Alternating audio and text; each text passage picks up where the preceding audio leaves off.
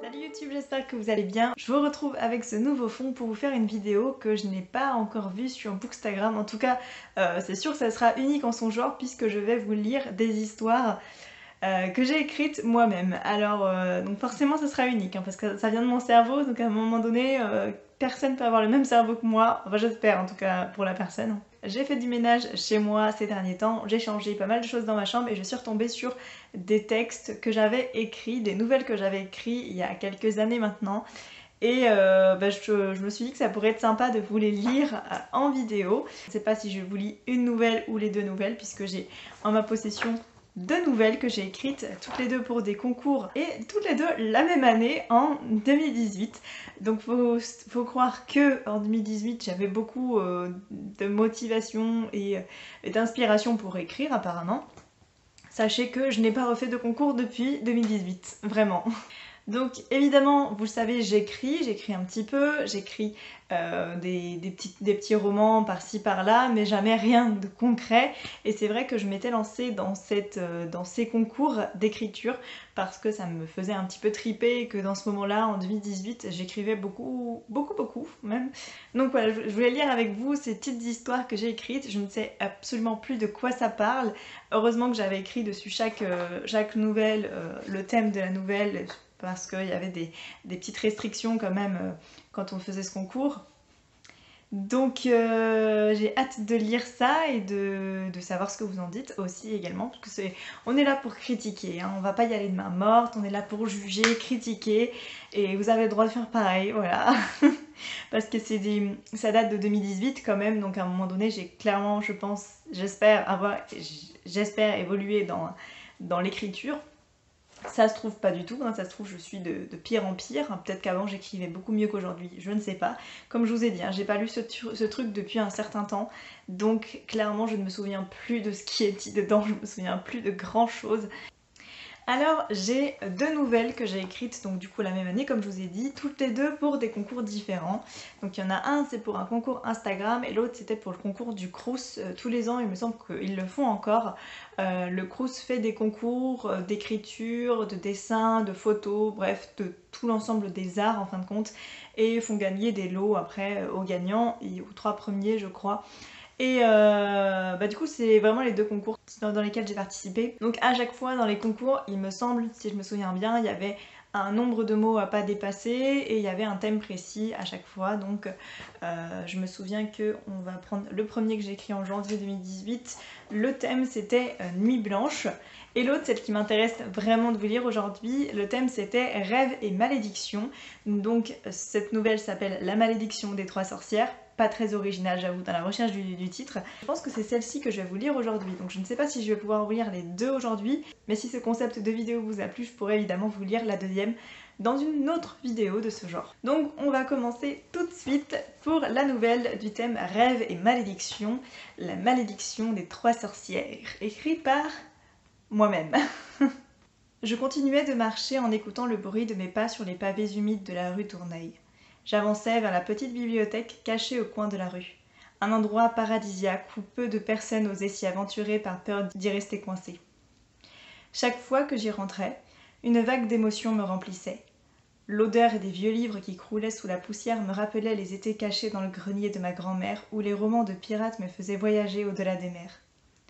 Chaque semaine, j'endossais mon masque d'inspectrice à la recherche de nouvelles aventures. Monsieur Bertie souriait toutes les fois où il me voyait venir. Avoir de jeunes personnes dans sa boutique le remplissait de joie. Il me disait régulièrement que les romans n'étaient pas réservés aux vieilles personnes, qu'ils prenaient un autre sens avec un œil nouveau. Comme à son habitude, il me laissa libre dans la bibliothèque à la recherche d'un nouveau trésor littéraire. Je marchais à travers toutes les étals de bouquins et parcourais des styles différents. Mon voyage commença dans les romances pour adultes, puis continua vers les bandes dessinées. Je connaissais cette bibliothèque par cœur, mais à chacune de mes visites, je redécouvrais cet endroit. Je continuais de regarder, l'œil à l'affût, des titres de romans que je n'avais pas encore eu le plaisir de lire. Je poursuivais mes recherches en laissant mes jambes me diriger vers des endroits plus restreints. Mes yeux s'étaient alors fixés sur une œuvre merveilleuse. Jamais je n'avais vu une chose aussi belle à travers toutes mes expéditions. Je ne cessais de me répéter que si j'avais été un pirate, alors j'avais trouvé le trésor que tout le monde convoitait. Je m'y approchai en douceur sur la pointe des pieds, geste ridicule qui mettait cependant en scène mes recherches secrètes. Il était d'une beauté indescriptible. Tout de noir vêtu avec une reliure sur laquelle était marqué le titre du livre en doré. Cet ouvrage devait avoir plusieurs années car il m'était impossible de décrypter son nom. Les lettres dorées commençaient à s'effacer avec l'usure. J'ouvris la première page et mes yeux s'écarquillèrent devant autant de beauté. L'œuvre traitait d'une histoire de famille entre des sœurs. Elles étaient crayonnées sur la page de droite, l'une d'elles était rousse, l'autre blonde et la troisième brune. Tout leur était différent, et elles ne tombaient jamais d'accord. Elles vivaient avec leur père dans une toute petite bâtisse au fond d'une forêt à l'écart du village le plus proche. Leur père ne cessait de répéter que les logements étaient trop exorbitants pour en posséder un dans un bourg. Malheureusement, un jour leur père a voulu les vendre pour une bouchée de pain afin de pouvoir rembourser ses dettes. Mais c'est horrible de faire ça. C'est horrible. Les trois jeunes femmes se liguèrent contre leur paternel afin de lui faire payer son attitude désinvolte. Bah tu m'étonnes. Ainsi, elles mirent en place un stratagème qui serait à la hauteur de leur mal-être actuel. Elles se sentaient déshéritées et eurent l'idée de rendre réalité la volonté de leur père. Dorénavant, elles seraient orphelines. Ainsi, les trois sœurs tuèrent leur procréateur par un empoisonnement radical. Depuis, les sœurs portèrent sur elles le regard noir des gens qui les entouraient. Elles étaient devenues les horribles sorcières du village, tout le monde les craignait. Ainsi, elles créèrent le mythe de la malédiction des trois sorcières. Il est dit que les trois sœurs sont à la recherche de la pire tristesse qu'il puisse exister, la perte d'un être cher. C'est pas très gai tout ça quand même. Je refermai le livre sur ces paroles macabres. Je ne m'attendais en aucun point à tomber sur une telle histoire. Je devais bien l'admettre. Elle m'avait donné des frissons dans le dos. Cependant, la lecture de cet ouvrage me fit descendre peu à peu dans les bras de Morphée. Je sentis mon corps se détendre et se laisser glisser le long des étagères. J'entendis soudain un grand boum qui me fit sursauter. Mon esprit était encore dans le brouillard, mais j'essayais de me relever pour me diriger vers le bruit infernal que je venais d'entendre. Je marchai aussi vite que possible entre les étagères remplies de livres. Mes yeux se posèrent immédiatement vers le sol où gisait M. Berthy, inconscient. L'échelle à côté de lui me fit comprendre assez rapidement ce qu'il venait de se passer. Je m'approchai de lui en espérant qu'il allait bien. Mon cœur s'emballait et je commençai à imaginer le pire. Je sentis un faible souffle lorsque je m'avançai vers sa bouche et cela me rassura un peu. Il commença également à reprendre connaissance tout doucement. « Monsieur Berthy, il faut vous réveiller !» essayai-je de dire en gardant au maximum mon calme pour ne pas le brusquer. « Helena, va protéger ta famille !» tenta-t-il de dire dans un souffle court. « Ma famille va bien, monsieur Berthy. Il faut que je m'occupe de vous. » Il prit soudainement le bras avec une force que je ne lui connaissais pas. « Non, va voir ta famille, maintenant. »« Mais pourquoi ?»« La malédiction est en toi, » me criait-il en m'agrippant et en me secouant de tous les côtés. « Cours, vite, sinon il sera trop tard. » Je sentais les pulsations de mon cœur devenir trop rapides pour les supporter. Je pris mon portable afin de composer le numéro du SAMU pour que M. Berthy puisse être aidé le plus rapidement possible. Ensuite, je partis d'un bond en direction de ma maison. Sur le chemin, je courais à en perdre le souffle. Je n'arrivais pas à digérer ce qu'il venait de se passer. La peur qu'il avait dans les yeux me tétanisait. Qu'entendait-il par la malédiction ? Je me posais des centaines de questions à la recherche d'une réponse logique qui pourrait expliquer son comportement. J'arrivai devant ma maison où Tim jouait au ballon dehors. À peine âgé de 6 ans, il était déjà un grand amateur de football. Je le voyais taper dans la balle pour la faire rebondir sur un des murs extérieurs de la maison. Pendant ce temps, je continuais de courir pour le rejoindre.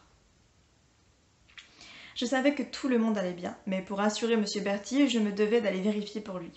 Soudain, le ballon rouge avec lequel jouait Tim partit en direction de la grande route qui était adjacente au jardin. Tim coura après pour pouvoir le rattraper. Plusieurs coups de klaxon avaient retenti en quelques secondes pour l'avertir de s'arrêter. Mais le petit garçon était tellement focalisé sur le ballon qu'il n'entendait plus rien autour de lui, pas même mes cris qui m'arrachaient la gorge. J'essayais de le rattraper, mais la voiture qui arriva de la droite n'eut pas le temps de s'arrêter. La voiture percuta violemment mon petit frère. Quoique celle-ci ait tenté de freiner, l'espace entre les deux était trop court pour qu'elle s'arrête avant de l'atteindre. Mes larmes montaient de plus en plus et je les sentais couler sur mes joues. Je tenais Tim dans mes bras et je criais autant que je le pouvais. Je ne sentais plus son pouls. Il ne bougeait plus et ne montrait plus aucun signe de vie. L'homme de la voiture sortit rapidement pour constater les dégâts en s'excusant sans arrêt. Les cris sortant de ma bouche m'assourdissaient. Je n'arrivais presque plus à respirer. Pourquoi fallait-il qu'aujourd'hui tout le monde soit gravement blessé ou mort? Quelle était cette malédiction qui faisait disparaître mon entourage? Enlaçant toujours mon petit frère aussi fort que je le pouvais, je me souvins soudain de cette histoire que j'avais lue précédemment. La malédiction des 3 sorcières n'était donc pas un livre pour enfants. Il ne servait pas simplement à faire peur aux âmes sensibles qui osaient s'y intéresser. Il s'agissait d'une réelle malédiction qui s'activait pour chaque personne qui lirait cette œuvre. Je reposai la tête de mon petit frère au moment où un appel de ma mère se fit entendre jaillissant de ma poche. M'attendant au pire, je tremblais terriblement sans arriver à me calmer. « Allô, Elena ?» disait la voix de l'autre côté du combiné.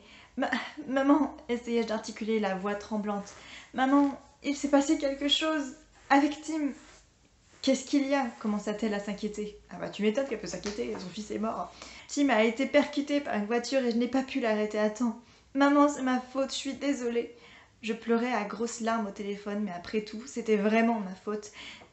Si seulement je n'avais pas lu ce livre maléfique. Après un bref instant, elle me répondit qu'elle allait se dépêcher pour venir. Après avoir raccroché, je me sentais terriblement mal. Comment avais-je pu faire endurer ça à ma famille ?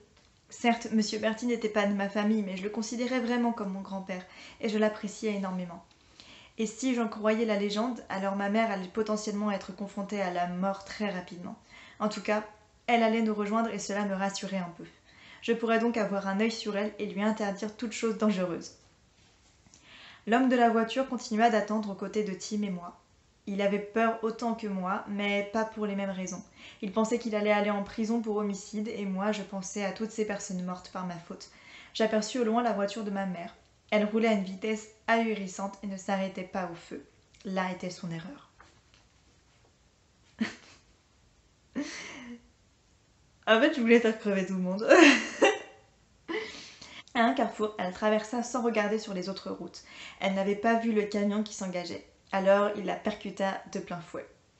Le trop d'émotion me tétanisa. Au lieu de pleurer comme toute personne banale, aucun sentiment n'était présent sur mon visage. Je supposais qu'au fond, je m'attendais à ça.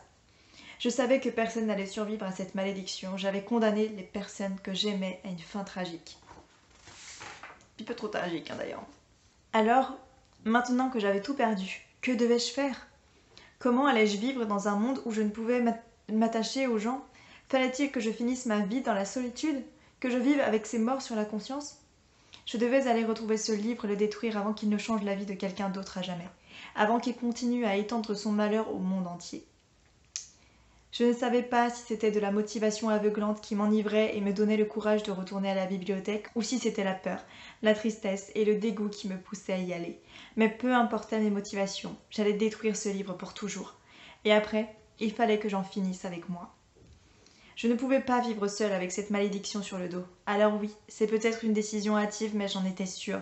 Il n'y avait pas d'autre solution pour ne plus jamais entendre parler des 3 sorcières. En entrant dans la bibliothèque, je pris le livre dans les mains et sortis avec. Quelques secondes après, il était enflammé et des parties de pages s'envolaient dans le ciel en petits morceaux. Maintenant, mon heure était venue.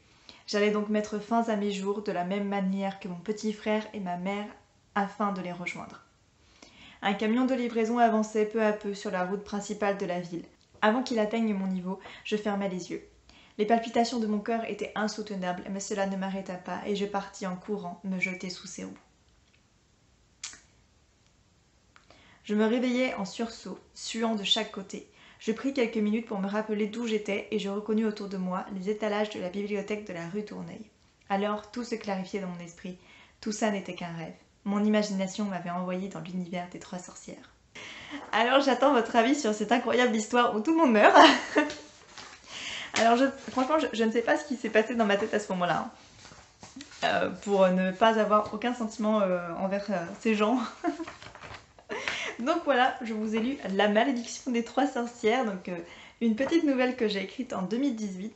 Et franchement, pas mal. Franchement, belle gosse que j'étais en 2018. J'ai écrit un truc qui était sympa, hein, franchement. Même si tout le monde meurt. Mais bon, à la fin, bon... on sait que c'est un rêve après tout et que c'est à cause de ses lectures qu'elle a rêvé de sa lecture et que du coup elle a cru que c'était la réalité. Mais bon, ce n'était qu'un rêve, vous inquiétez pas, personne n'est réellement mort dans l'histoire. À part son innocence peut-être, hein, parce que là franchement ça fait beaucoup de morts d'un coup. En tout cas, j'ai beaucoup aimé lire ça avec vous. C'était très sympa et j'avoue pas mal drôle quand même. Je rigole parce que c'est pas de l'histoire, je ne rigole pas parce elle est un peu triste quand même comme histoire. Je sais pas si...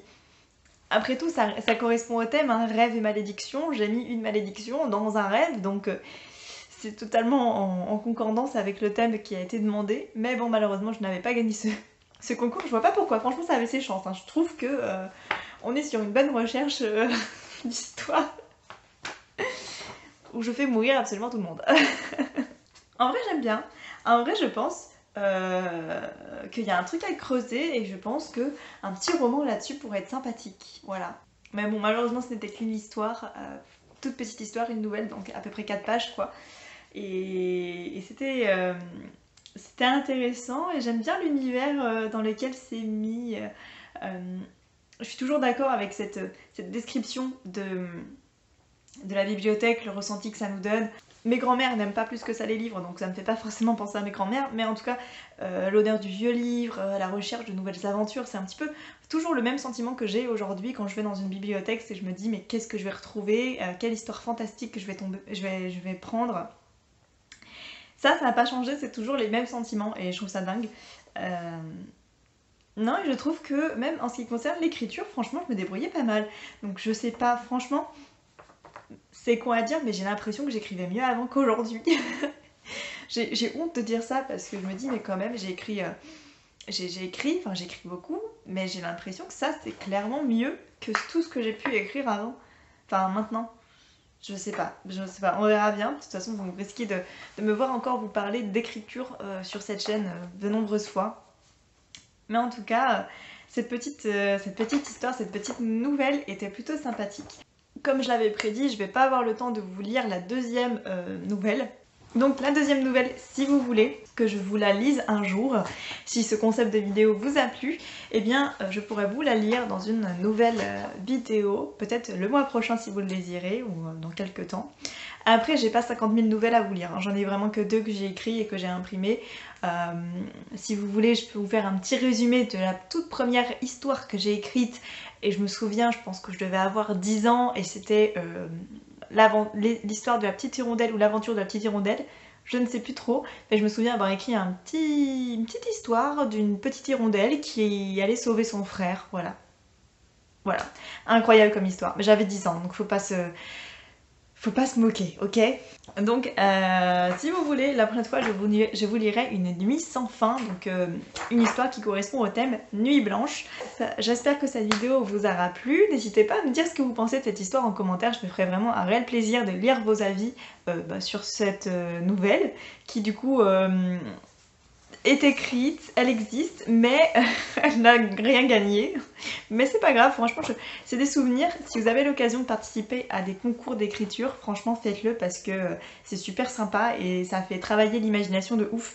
Parce que, par exemple, pour ce concours d'écriture, donc celui-ci, c'était le concours sur Instagram. Donc je pense que c'était pour une maison d'édition, mais je ne me souviens plus trop, mais en tout cas c'était sur Instagram que j'avais ce concours d'écriture où il fallait répondre au thème rêve et malédiction, et puis ça permet d'avoir de l'imagination et de se forcer à travailler sur un thème précis, et ça je trouve ça vraiment cool en fait. C'est un truc que je ne fais plus aujourd'hui, mais si je peux le refaire aujourd'hui, franchement je pense que j'en referai quelques-unes si je retombe sur des concours d'écriture comme ça, parce que des nouvelles, j'aime beaucoup en écrire et je trouve ça très simple à faire. On n'y reste pas longtemps en soi dessus.